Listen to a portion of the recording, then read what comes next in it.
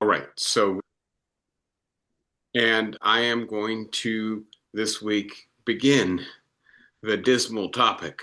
I take it back. The preview of the 2026 elections. And let me be as clear as possible.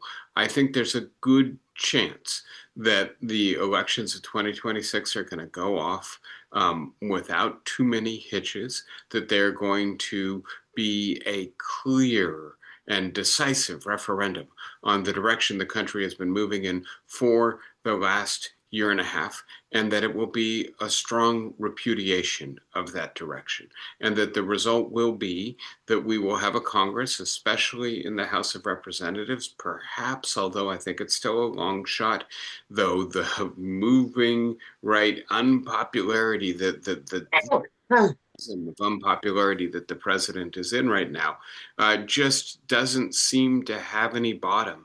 And so the idea that it is possible, it's a long shot, but it's a possibility that the Democrats could regain control of the Senate as well. But the House by itself is enough to give the opposition party investigative and supervisory powers, subpoena powers in ways that seem likely to um, diminish the genuine risks that the leader of a single party with an autocratic bent and deeply unpopular policies will be able to continue to take the country in the direction he wants to take it in, irrespective of the unpopularity, the lack of support for those policies, and the growing disenchantment of a large majority of Americans with the effects of his policies. And so there may be good news coming in November, and I think it's important to emphasize that. But I also cannot look away from what seem to me to be the deeper structural forces that provide the horizon, the context in which this election will play out. And those forces indicate, I think, growing signs of distress and decay with the American political system. And so let me say the lead out loud immediately at the beginning. The Democrats are not benefiting from the failure of Donald Trump's second term in the way that you would expect them to in a well-functioning two-party system. And to say this as clearly as possible, the model here is often a seesaw, right? If one party pursues an overly aggressive agenda, misinterprets its mandate as a mandate for radical change, when in fact it was merely a correction from what was seen as the excesses of the previous party's 4 years, then support should go back, seesaw, to the other party. What we are seeing so far in 2026 is a much more tentative and limited movement. The Democrats are not benefiting in the way that you might expect them to benefit from the absolute cratering of support for Donald Trump, and for the increasing nakedness of the failures of his policies. And I think this reflects the fact that although the American electorate is souring on Donald Trump, they do not see in the Democratic Party a credible alternative, at least the portion of the American electorate that would have to move in the direction of the Democratic Party, less educated voters, lower income voters, the traditional mainstay of the Democratic Party, that the party has lost this century and that Donald Trump moved into the Republican column, have not gained confidence in the Democratic Party. And so I have on the board the gilded image that Donald Trump seems to maintain of himself as the fighter for the American people, an image that I think is increasingly tarnished by his conduct in office. And the brutality, the cruelty, the meanness, the lawlessness of Donald Trump's first term, which is putting many people in mind of what he did. I'm sorry, Donald Trump's second term, which is putting people in mind of what he did at the end of his first term. I also have a couple of the Democratic Socialist candidates who recently won their party's nomination in New York, Claire Valder and Villa Chevalier, and the idea that the Democrats are definitely trying to infuse some populist anger and energy into at least their urban politics. And I'll start with a characterization of the two populisms that I have in the title, right? And so the idea that for most of the 21st century populism has been primarily a right-wing phenomenon, especially in the mature democracies of Europe and the United States, the places where democracy is well established as opposed to just taking root. But also in Hungary and Poland and Russia and Turkey, less mature democracies as well.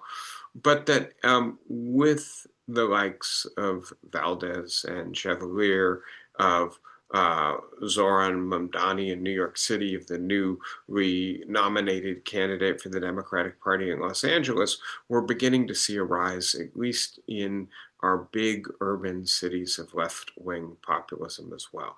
And so let me give what I heard the other day as I think a really good characterization of these two different kinds of populism. That the right-wing populism is primarily a point-down populism. It says to the majority population who has seen their standard of living eroded by globalization and automation, robotics and computer technology, is fearing that AI is going to make things still worse, that there's somebody to point at and blame, and those are the people beneath you.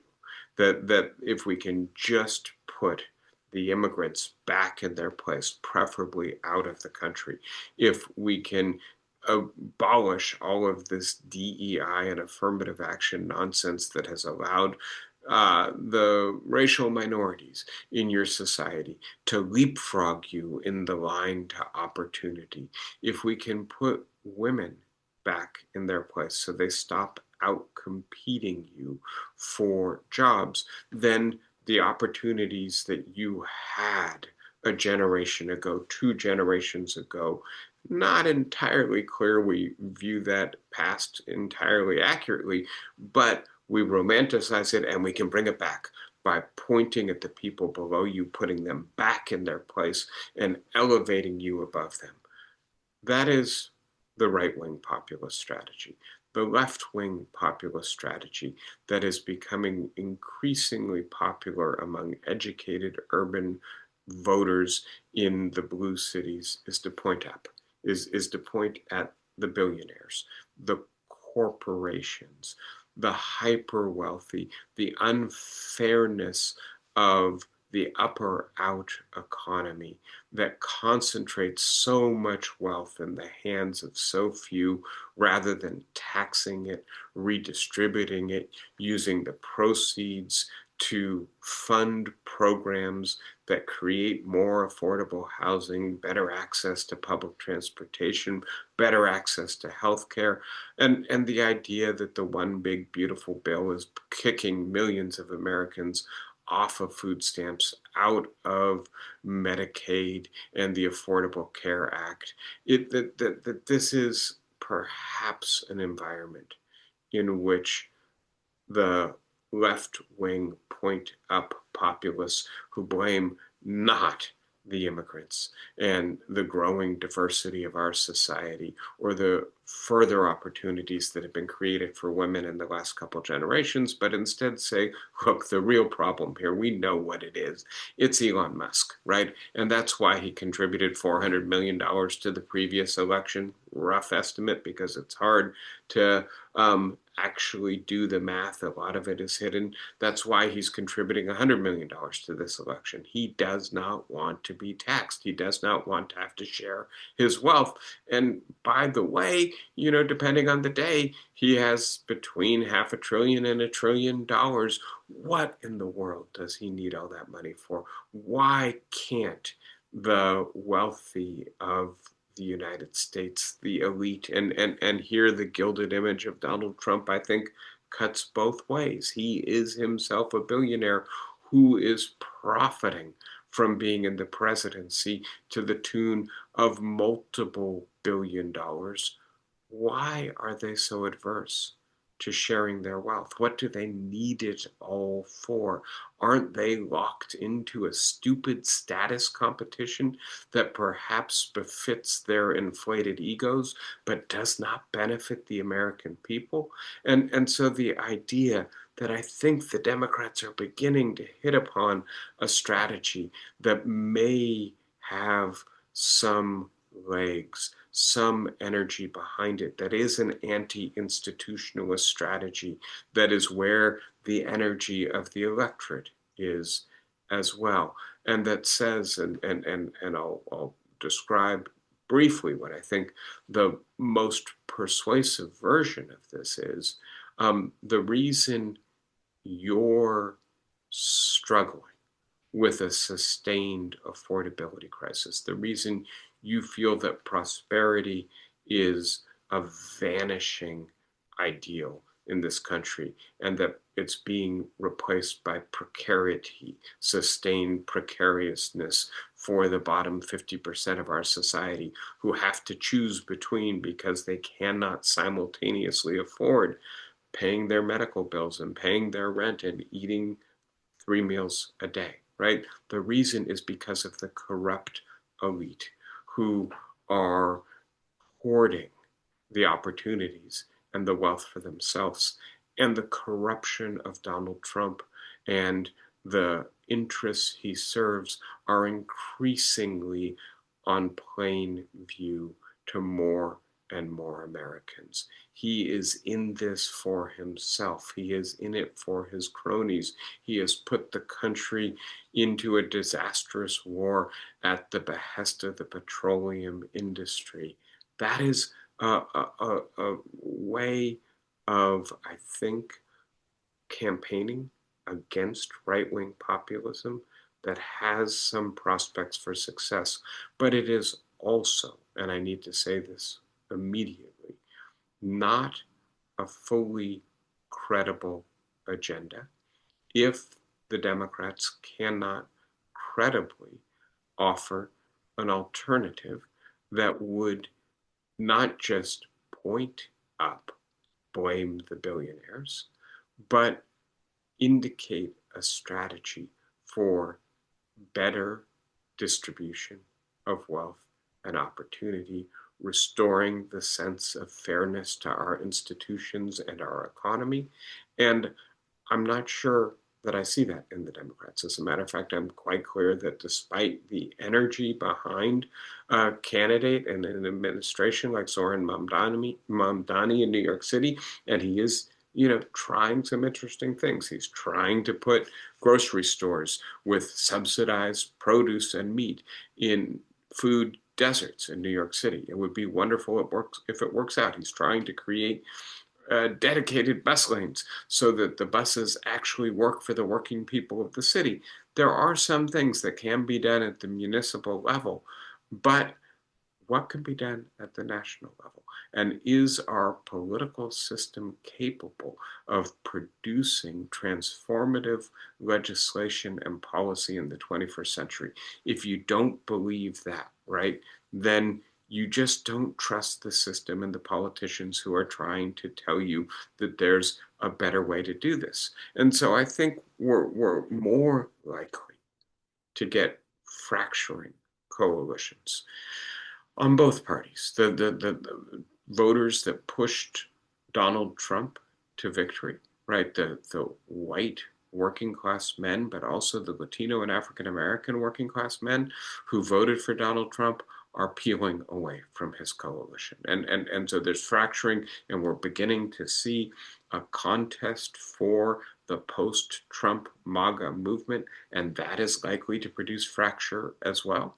But the Democratic Party has right to win elections in places like Wisconsin and Michigan and Minnesota, with a little bit of luck, Maine or Ohio or Iowa or Texas, and they're not going to win in those more divided or purple states, in those swing states with Democratic Socialist populists. Maybe in Pennsylvania, maybe in Wisconsin. Oh, it's going to be hard in Michigan if that's the way it turns out. But having said that, the idea that the clear strategy on the part of both parties is really going to be not to point up, to point down so much as to point at each other and to say, look at what a disaster Donald Trump has been for this country. Look at how corrupt he is. Look at how lawless his administration is, how self-dealing it is. He's apparently unwilling to relinquish the $1.8 billion slush fund or the relief from taxes he no doubt owes in order to get his preferred attorney general confirmed. And so the idea that rather than really campaigning on a positive issues agenda, the Democrats will campaign against Donald Trump. And likewise, we already see it with Donald Trump labeling the Democrats communists because they have a few Democratic Socialists of America's members on their ticket. And I'll say this very clearly. I think if the Democrats win control of the House of Representatives, which I think is quite likely in 2026, if you do the math, at most they'll have 6 or 7 DSA members. And the number of moderate members is likely to increase more. And so that proportionately, the Democratic Party will actually become more moderate if it wins the House in 2026. But that's not going to stop Donald Trump and the Republicans from labeling every Democrat a socialist, a communist, a godless atheist, a DEI, woke radical, a person who is going to reopen the borders and make it such that we no longer have a country. I think the parties will be pointing at each other more than pointing up and down in 2026. And I think this reflects not just the strategy that seems to be the safer strategy, but also the exhaustion of the American political system's capacity to produce solutions for the problems facing the American people. And so that's why I am deeply ambivalent about this. It is obviously in our interest to have Democrats in control of the House of Representatives if you believe, like I believe, that Donald Trump is an increasingly autocratic, increasingly dangerous politician. The more and the more it settles into Donald Trump's world, which I think his sense of reality tends to be incredibly insulated from hostile news, both psychologically and in terms of the information system that he lives in. But I think it is growing in a kind of unresistible way on Donald Trump, dawning on him that he's locked himself into an unwinnable war, that the only question is whether the war spreads and deepens and does more damage, or instead whether he is able to beat a retreat that will be a humiliating defeat. And so the idea that this is going to make it more likely that Donald Trump, we've talked about this before, the Democratic metric, try to win the next election by painting the Democrats as socialists, communists, atheists, and especially pro-immigration, or alternatively, the autocratic metric.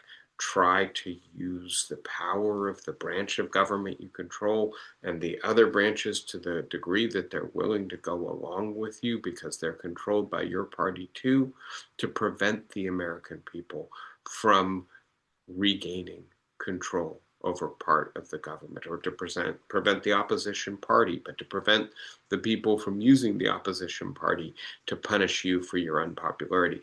I think it is quite clear Donald Trump will do everything in his power to do that, and therefore that it is in the interest of the American people and of those of us who don't want Trump as an autocratic ruler to be able to gain control of Congress. But having said that, it's not enough to restore confidence or functionality in American government. Our problems are deeper, including longstanding institutional decay. So, first big question about 2026 with that long preface and buildup.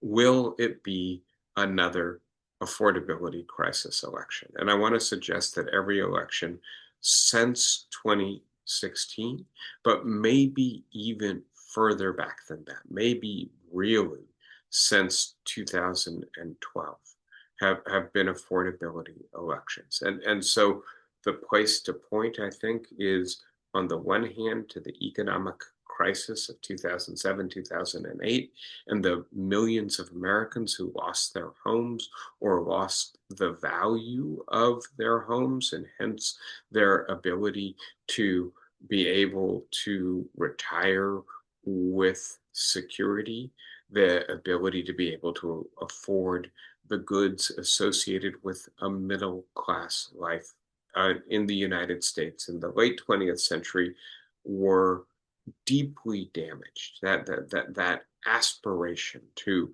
economic security undermined by longstanding economic trends as well, but it really comes home to roost in the aftermath of the 2008 economic crisis. And then we add, right, those long-standing trends, globalization, and with it, global wage competition, the hollowing out of manufacturing in the United States government, the growth of automation in many workplaces, the use of robotics in manufacturing, the use of computers and artificial intelligence in white collar work, all of this has reduced the value of work. And so the labor share of the economy, the amount paid out in wages of the total wealth we produce, has steadily declined throughout the 21st century. By the way, the erosion of the strength of the labor movement, the loss of memberships of unions. Their membership is contracted by nearly 3/4 as a proportion of the private sector workforce in the 21st century. These are all factors that contribute to us having election after election, which in one way or another, the question of whether or not prosperity is still available for the majority of Americans is the driving issue. And then, right, the corollary to that is if prosperity is not available, how will precariousness be mitigated? How can we allow people to afford healthcare, to afford food, to be able to stay in their homes? And I want to make it as clear as possible. The policies, right, that Donald Trump has pursued are extenuating the long-term trends, but they're not, right? Uh, his he hasn't generated this problem alone. He just hasn't solved it, right? And so I have on the board the decline in wages, the growing number of people, up to 50%, who say that the increase in the cost of ordinary consumer goods, the staples that we rely on, the gas, the food, the rent, is making their personal financial situation more difficult. And right, the idea that inflation has not been under control for over 5, coming up on 6 years now, this erodes people's purchasing power every year that it compounds. The idea that the economy is slowing, that we've lost 1 million people from the labor force in 2026 so far. So although unemployment is not up, that's as much a product of the contraction of the labor force as it is a product of the strength of the job market. The idea that we're seeing Medicaid and SNAP benefits go down dramatically in the aftermath of the cuts and the increasingly burdensome paperwork requirements that were built into the One Big Beautiful Bill. It's going to cut hundreds of millions of dollars out of these programs over the next decade. The idea that we're already seeing 8 million people without medical insurance as a result of the cut to the subsidies in the Affordable Care Act, and that number may double in the next couple of years. You may have seen that the Trump administration is considering dramatic cuts to Medicare prescription coverage, 100% increase in the costs on that. Just the idea that you combine all of that, right, with war and tariffs that are increasing inflation. And it's hard to imagine that affordability won't be the dominant issue in the 2026 campaign, as it has tended to be for the last decade. The short term and the long term, the proximate and the structural converge and make these issues the most important issues. And then the question of whether either party earns the confidence of the American people that it can do anything about it. And I'll say this again, right? That the mood of the electorate, in light of growing precariousness and lack of confidence that the political system can do anything about it, is angry, resentful, bitter, and that right now the Republican Party is led by a candidate, a president, I'm sorry, who is better at channeling that emotion than the Democrats are. And so can the Democrats succeed in the move of political jujitsu and saying, actually, the problem is the corruption and the stupid policies and priorities of this administration?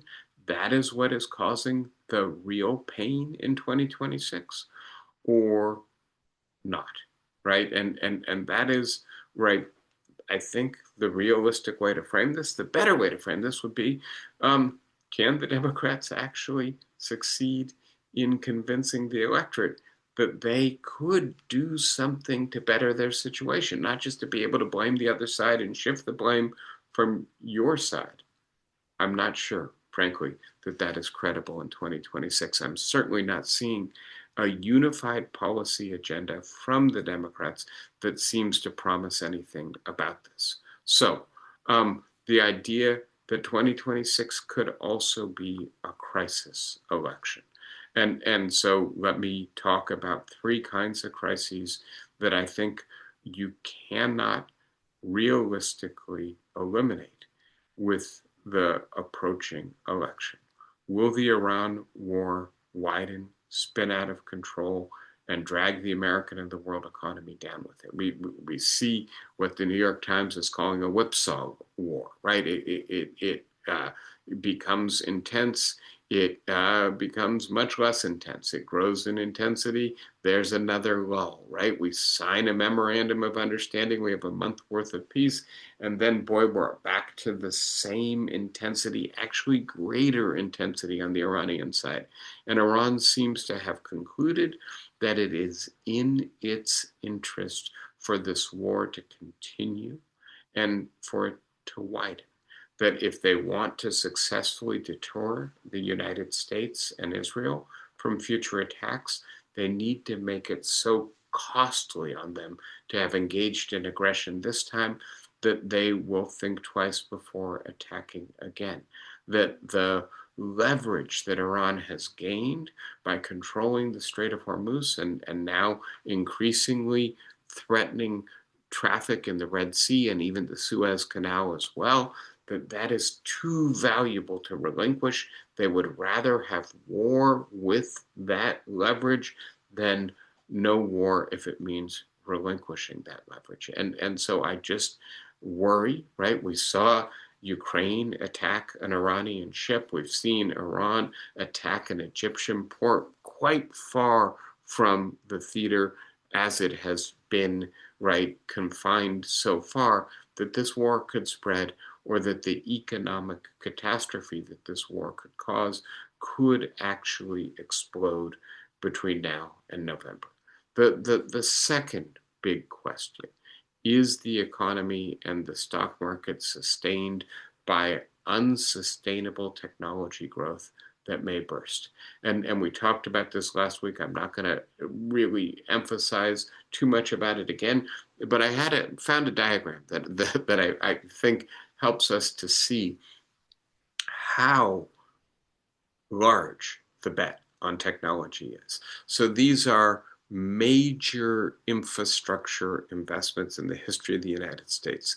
The three largest are the Louisiana Purchase, the funding of the AI and data center build out in 2026 by Meta, Amazon, Microsoft, and Alphabet, and the intercontinental railroads, right? And that's 1850 to 1859, 1803, and 2016. And the investment by private companies, right? The other two investments are joint public and private investments, or entirely public investments.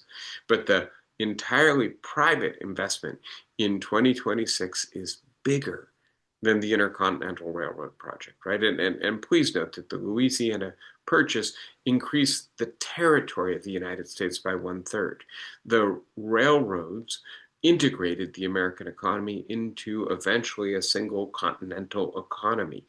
Is, right, the payout from artificial intelligence going to be in proportion to the amount invested? And if not, has, right, the stock market and other companies that have invested in this technology ultimately made a bad bet? And is the right stock market, but the broader economy too, going to have to eat the losses from the speculative bubble?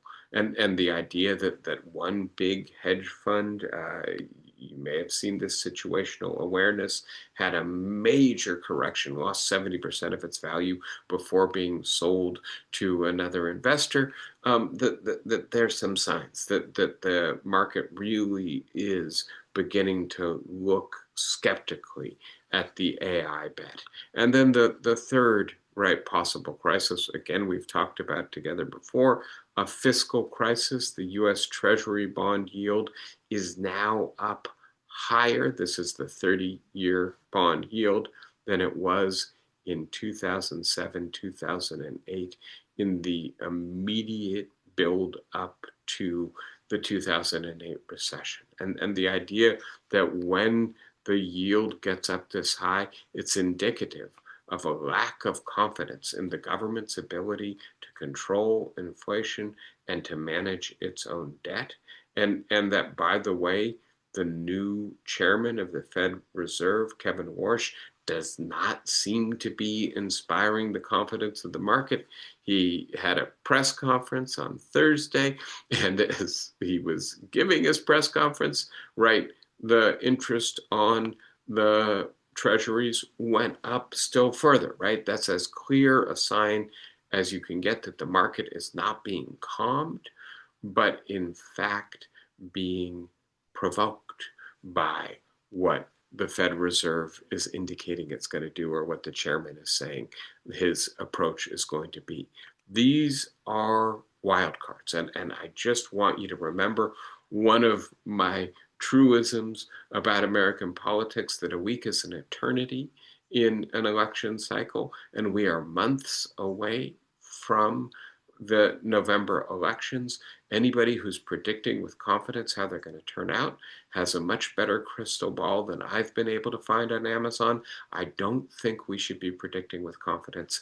I think that there are wild cards that we can see, right? These ones we can at least know to pay attention to. And then there are those famous unknowable unknowns lurking out there as well.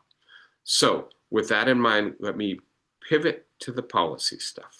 And here I'm going to start with the signature issues of Donald Trump.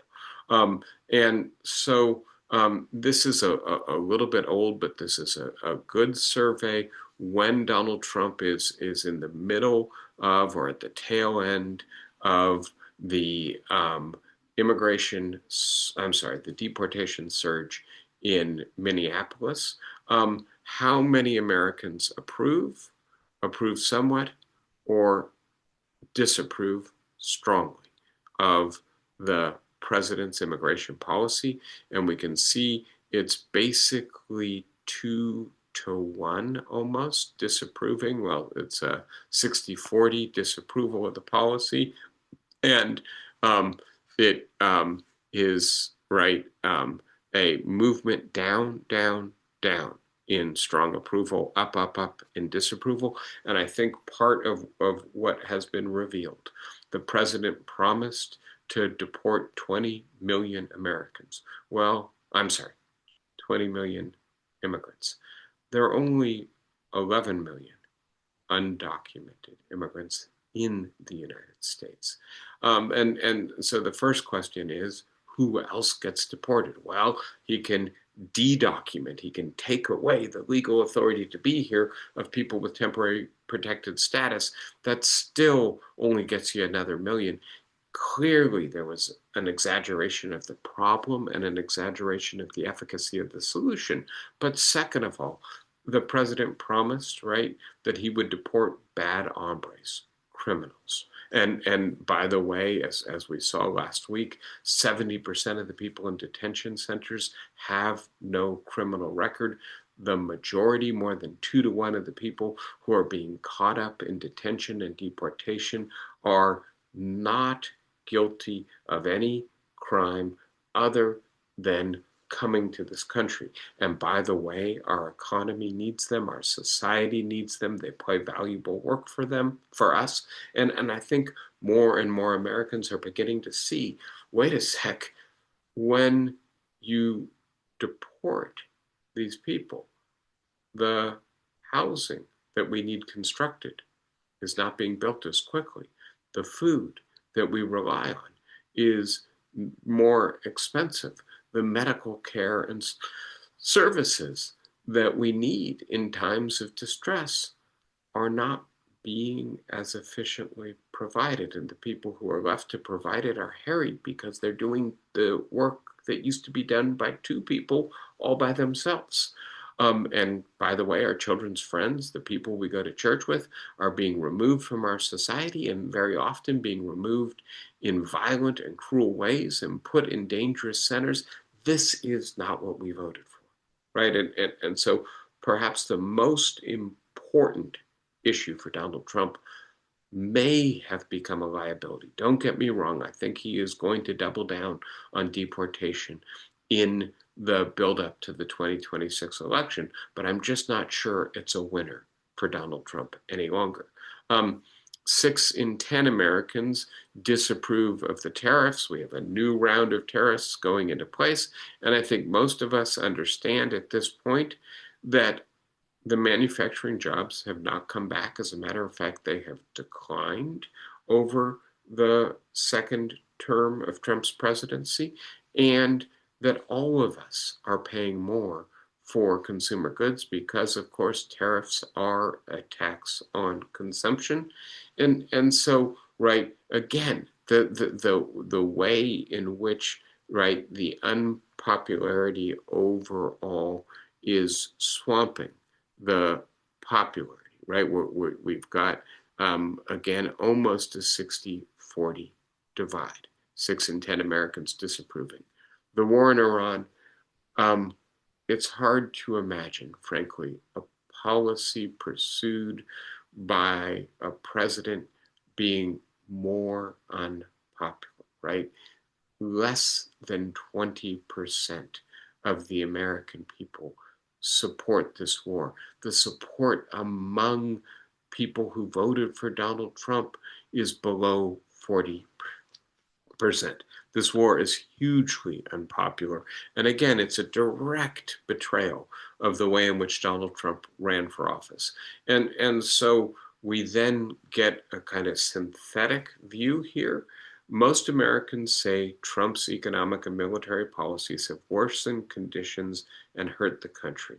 60% say that the country is worse off because of Trump's policies. Only 22% have supported the president because they think that his policies have made them better. That is a stunning figure, and this speaks to the headwinds that Donald Trump and the Republican Party are facing. And please note, right, that Donald Trump has demanded complete and submissive support for all of his policies to the Republican Party. We are beginning to see, right, Todd Blanche is not, in fact, it appears, going to be confirmed as the next Attorney General of the United States. And the Save America bill seems to be dead in the Senate. So the idea that there may be just a little bit of daylight, but I don't think it's enough for the American voters to begin to do what would be necessary for the Republicans to survive the unpopularity of this president, which is to say, well, that's him, it's not me, I'm not a right make America great again Republican. I'm a different kind of Republican because, frankly, the party has been remade. And so I'll say this very quickly, right? There are 3 maybe approaches that Donald Trump can take in light of the collapse of support for his signature policies. One of them would be to double down on one of these policies. And I do believe he will try to do it with deportation. And that the advantage of a deportation surge, among others, is that it might just hijack the media attention away from the war and away from inflation, away from the issues that are worse for him. His core supporters still do support the deportation agenda more than they support the war or the tariffs. The second right approach, and I think under the Democratic metric, this will be the dominant approach, will be to run entirely negative campaigns, not to try to defend what Trump is doing, but to try to attack the Democrats and just say they will be even worse than us.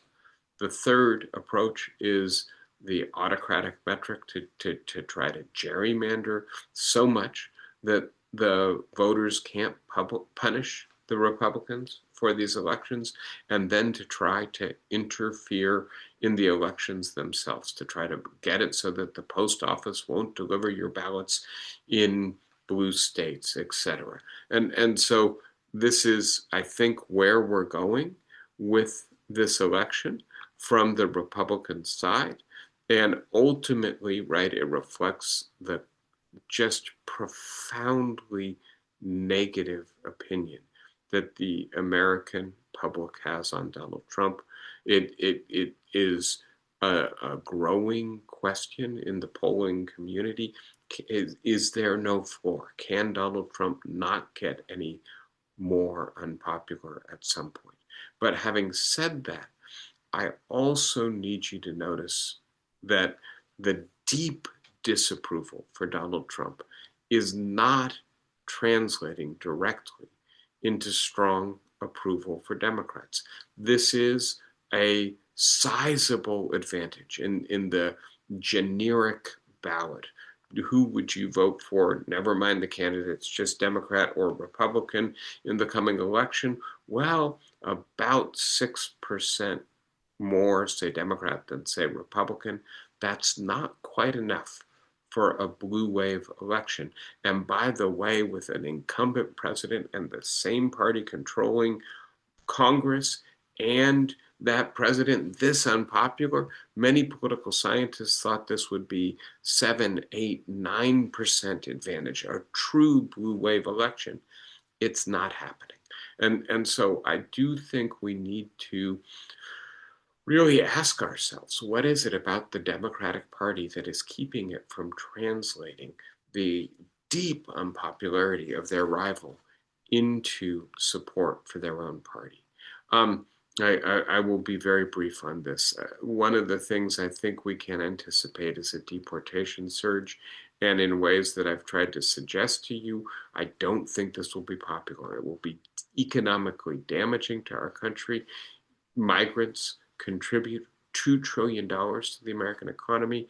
If we have a low or zero migration scenario, our labor force will contract, and the people who we are rounding up, detaining, and deporting are not criminals for the most part. They're not people who we should want to get rid of, but as opposed to that, people who sector after sector after sector contribute a great deal to the productivity of our economy. And by the way, we are not just deporting them, we are killing them, right? We are putting them in detention centers, the cruelty of which is the point.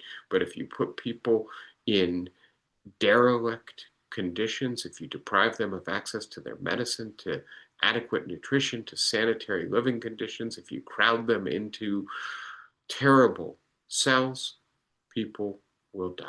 And so the idea that for the second year in a row, we're on our way to breaking the record for deaths in detention centers is not something that we should be proud of. So the idea, and this is to make it a little bit more clear, the way in which the Democrats are struggling to translate Donald Trump's failures into their successes. I want you just to notice, right? The Republican Party's unfavorable rating based on a bunch of average polls in generic, right, polling, 16.3%. The Democratic Party's 17.3%. There's some very interesting research that suggests that being a Democrat in a swing state, when we look at states like Arizona or Michigan or Wisconsin or Minnesota or Ohio, just by itself, having that D next to your name on a ballot drags your support from the electorate down 6, 8, 10%. And by the way, that is true when you create a populist, popular policy platform for that candidate.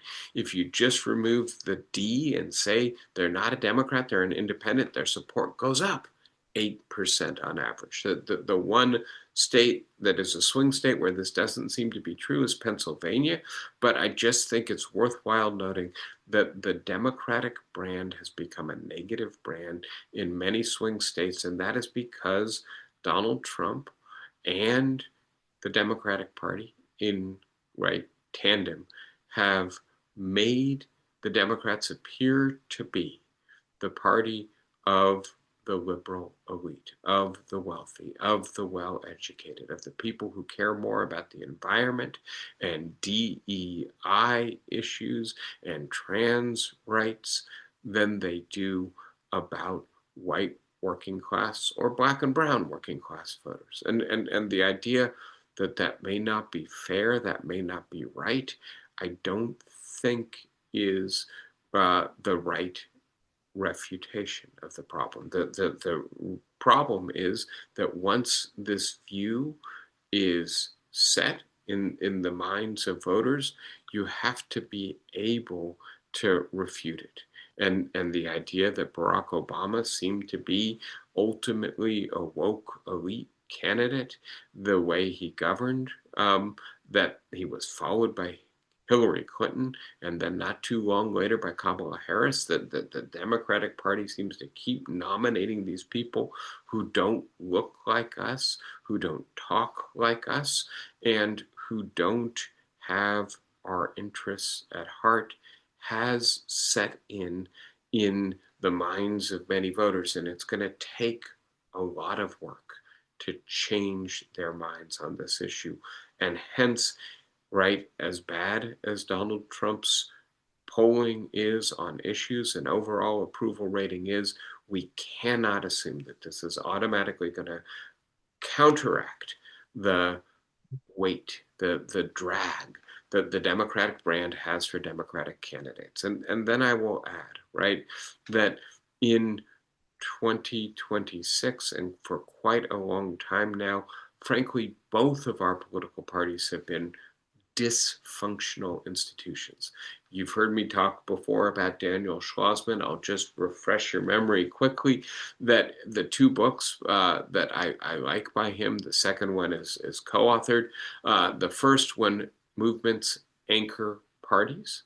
And he makes an argument in that book that the Democratic Party succeeded in being the dominant or hegemonic party in the United States in the middle of the 20th century because it was anchored in society primarily by the labor movement and then later by various social movements, the civil rights movement, the women's rights movement, the anti-war movement, but that with the sustained decline of organized labor from 40% of the private sector workforce to 7% of the private sector workforce, and with the growing collapse of those social movements and the failure to replace them with any other social movements, the Democratic Party is no longer anchored in society in a way that allows it, on the one hand, to reach out to voters and to provide them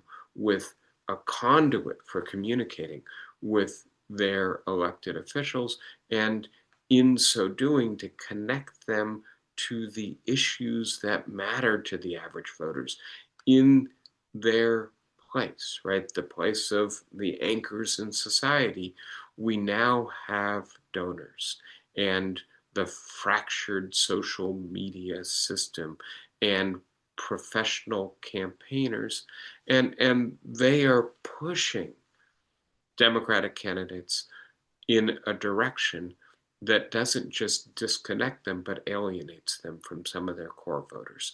And so in the absence of a well-organized party, and by the way, these problems beset the Republican Party as well. And I just want to be as clear as possible, I think, on Schlossman's analysis. The party, once it has been hollowed out, becomes a conduit for not communicating between voters and those who want to represent them, but between donors and candidates who need funding. And so voters have been marginalized, donors have been empowered, and the result is not just that the Democratic Party is cut off from the input that might make it more responsive to the voters' interests, but it has become beholden to the issues agenda of those who have the money to contribute to campaigns. And this makes it doubly difficult for the Democratic Party to regain the lost ground that it has suffered from. So the idea, I'll be quick about this. There's a fair bit more I want to discuss with you as we think about the big picture for the 2026 election. But the idea that many Americans have concluded that the institutions of our economy and our polity are not working for them. I return to these diagrams, which we've looked at many times before, right? That the economic system in the country is unfair, right? A stunning nearly 90% of Americans think that. That the political and economic system needs to be torn down or subject to major changes, right? Again, over 80% think that. And then the question of how you can campaign on the basis of those kinds of sentiments. And one way to do that is to be an anti-institutionalist populist, to say the system is rigged and I will tear it down and fix it, right? This is the Donald Trump brand of articulating the anger and grievance of the electorate over an unfair economy and a broken political system. If you're stuck defending that system, because actually there are some things that are good and valuable about that system, having a competent regulatory state protects us all. Having, right, an independent Department of Justice and judiciary makes society fairer and safer for all of us.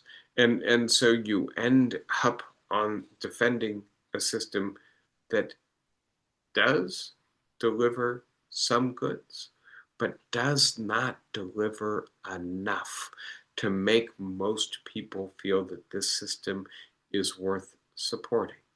It's a difficult situation to be in. The Democrats are pushed onto this back foot in part by how radically anti-institutionalist the Republican Party has become, but also by the fact that they are defending things that need to be defended.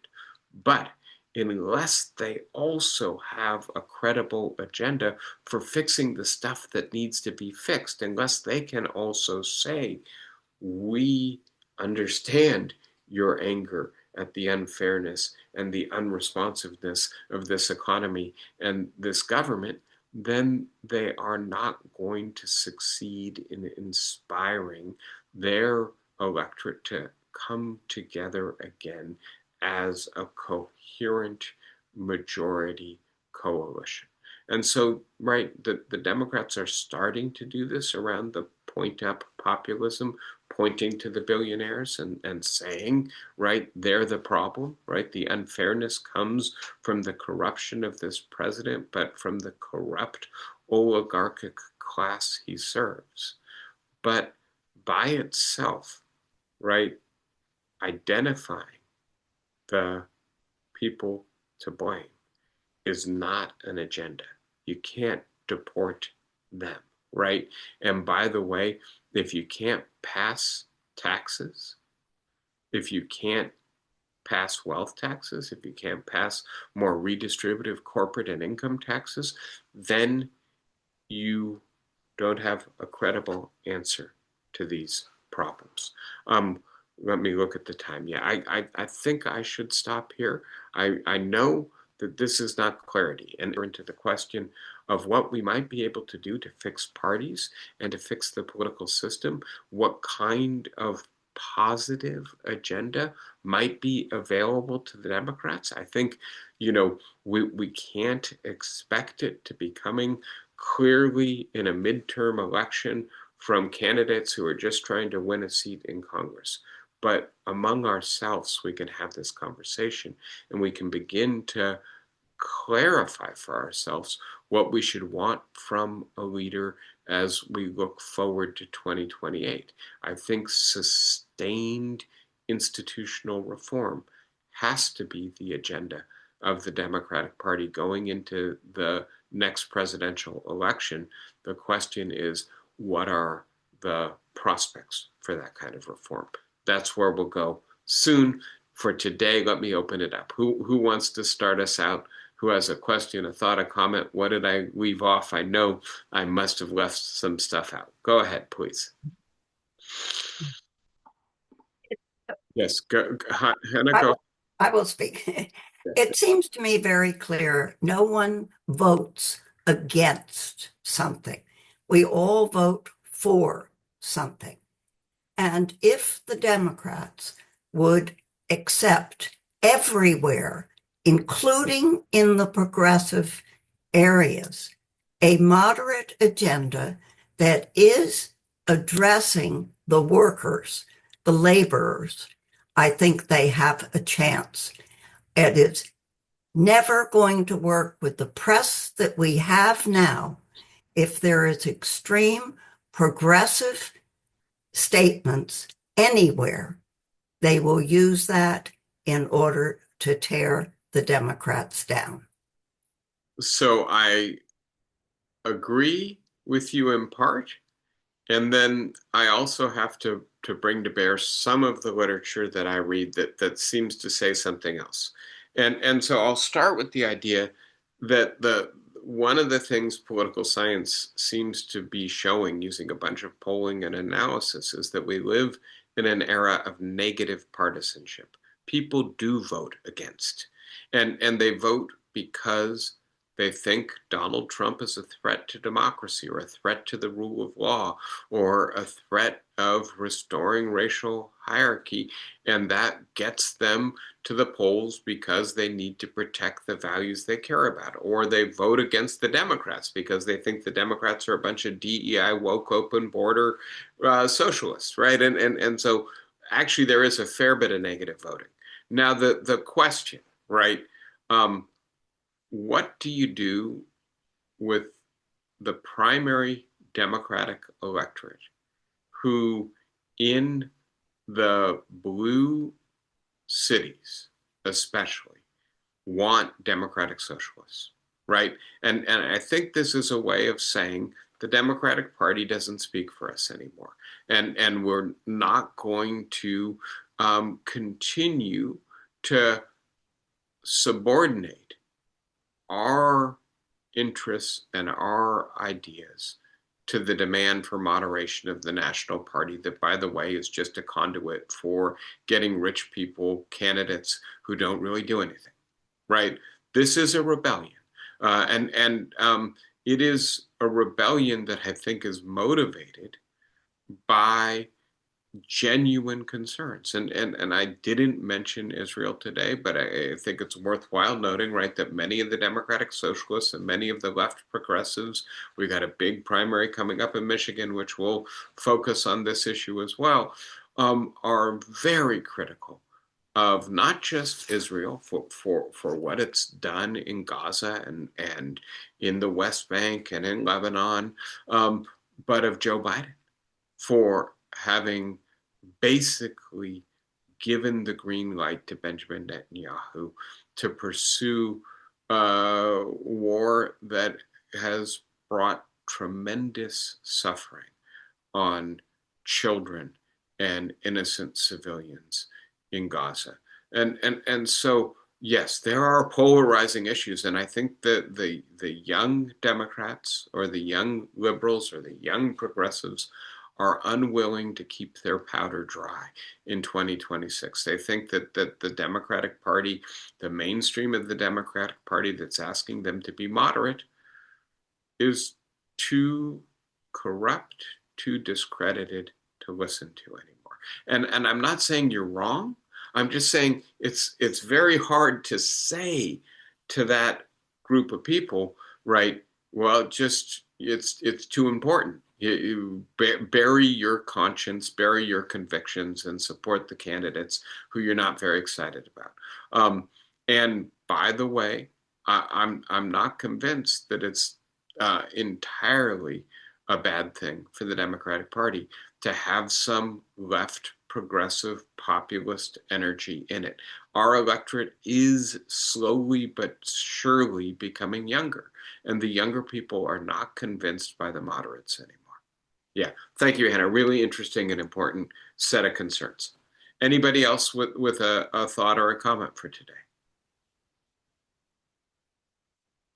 Well, this is just the start of, I guess we got August, September, October, a little bit over 3 months of time to anticipate, to analyze, to discuss this.